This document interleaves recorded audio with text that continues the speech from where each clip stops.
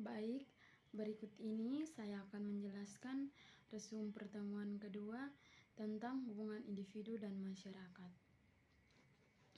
Yang pertama, apa itu individu? Individu adalah unit dasar dalam masyarakat. Setiap individu memiliki kepribadian, kebutuhan, dan aspirasi sendiri. Mereka memiliki peran dan tanggung jawab dalam lingkungan sosialnya.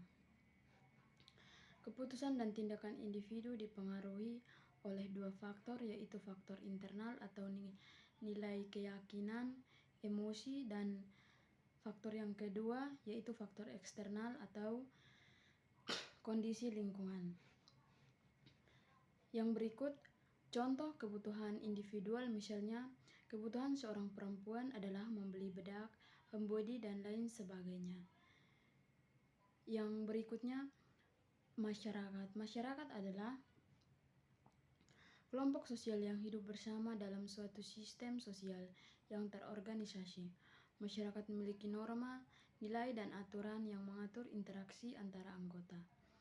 Masyarakat menyediakan struktur dan dukungan sosial bagi individu serta memfasilitasi kerjasama untuk mencapai tujuan bersama. Yang berikutnya, hubungan individu dan masyarakat. Individu dan masyarakat saling bergantung satu sama lain. Individu tidak bisa berdiri sendiri, dan individu juga mempengaruhi masyarakat melalui tindakan dan keputusan mereka, sementara masyarakat memberikan konteks dan struktur di mana individu beroperasi. Contoh hubungan individu dan masyarakat di bidang ekonomi yaitu individu bekerja untuk mendapatkan penghasilan dan memenuhi kebutuhan hidup. Yang berikut, pengaruh masyarakat terhadap individu. Norma dan nilai. Pengaruh yang pertama yaitu norma dan nilai. Masyarakat mengajarkan norma dan nilai yang membentuk perilaku dan sikap individu. Di sini saya mengambil satu contoh norma yaitu norma kesopanan. Norma kesopanan contohnya menghormati orang tua, menyapa dengan ramah, dan tidak berbicara kasar. Merupakan contoh norma kesopanan yang membentuk perilaku individu agar lebih sopan santun dalam berinteraksi. Yang berikut, identitas sosial. Masyarakat memberikan identitas sosial melalui peran sosial, status, dan kelompok yang diikuti oleh individu. Contoh identitas dari aspek budaya yaitu bahasa, adat istiadat, dan lain sebagainya. Yang berikutnya pengaruh individu terhadap masyarakat. Ada beberapa pengaruh individu terhadap masyarakat. Pengaruh yang pertama yaitu tindakan dan inovasi. Individu dapat mempengaruhi masyarakat melalui tindakan dan inovasi mereka. Perubahan dalam pandangan atau perilaku individu dapat mendorong perubahan sosial. Contohnya, seorang wirausaha dan pengusaha. Individu dengan jiwa wirausaha dapat menciptakan lapangan pekerjaan dengan meningkatkan perekonomian dan membuka peluang usaha bagi masyarakat.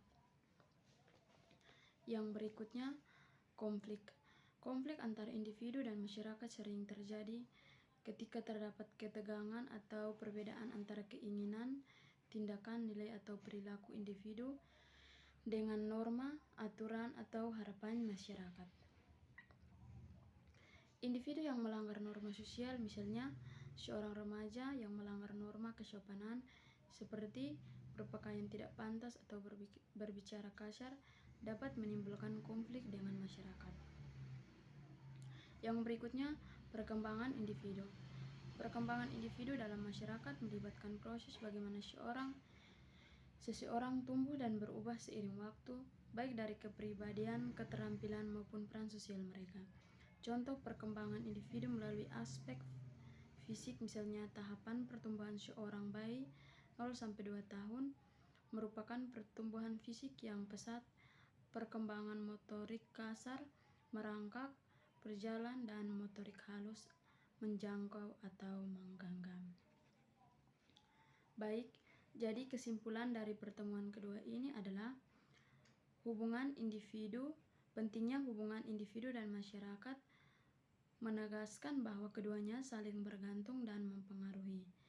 Individu membentuk identitas dan karakter melalui interaksi sosial, sementara masyarakat membutuhkan kontribusi individu untuk mempertahankan dan mengembangkannya. Keseimbangan antara kepentingan individu dan masyarakat sangat penting untuk mencapai harmoni dan kemajuan. Hubungan ini menciptakan keterikatan sosial yang mendukung perkembangan serta kesejahteraan masyarakat